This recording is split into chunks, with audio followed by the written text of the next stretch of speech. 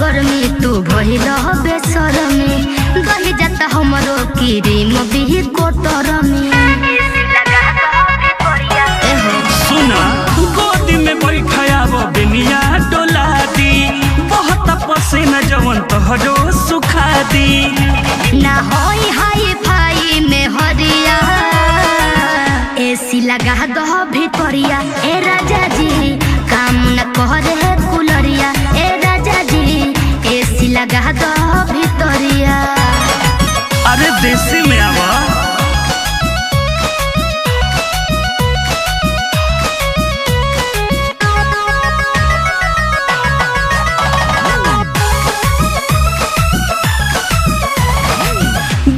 के हवाया गे सीबा फेल हो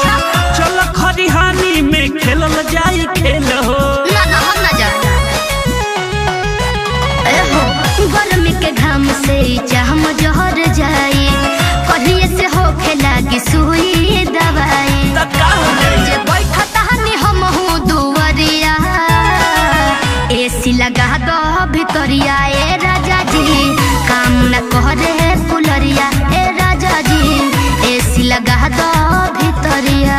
ठीक बा हवालो